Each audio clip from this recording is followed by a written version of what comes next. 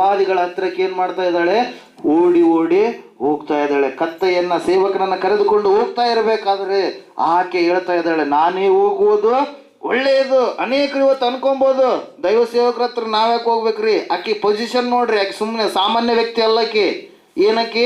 ಎಲ್ಲ ಇದ್ದಂತ ಆಕಿ, ಎಲ್ಲ ಬೆಳ್ಳಿ ಆದ, ಬಂಗಾರ ಆದ, ಮನೆ ಆದ, ಬಂಗ್ಲೆ ಆದ, ಎಲ್ಲ ಆದ, ಹಣ ಆದ, ಎಲ್ಲ ಆದ.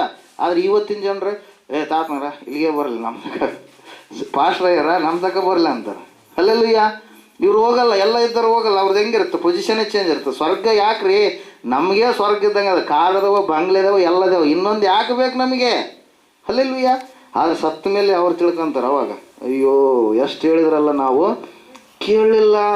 ಅಲ್ಲೆಲ್ಲಯ್ಯ, ಪ್ರೇಸ್ ಲಾರ್ಡ್. ಅದೇ ಸ್ವರ್ಗ. ಅದ್ರ ಸಲಗ ಒಬ್ಬ ಬಡವನನ್ನಾಗಲಿ ರಕ್ಷಣೆ ಮಾರ್ಗಕ್ಕೆ ತರ್ಬೋದಂತ, ಶ್ರೀಮಂತ ಬರಲ್ಲಂತ ರಕ್ಷಣೆ ಮಾರ್ಗಕ್ಕೆ. ಯಾಕೆ ಹೇಳ್ರಿ? ಎಲ್ಲ ಇರುತ್ತೆ, ಬೇಕಾದ ಆಹಾರ ಊಟ ಮಾಡ್ತಿರ್ತಾನಂತೇಳಿ ನಾವು ಅನ್ಕೊಂತೀವಿ.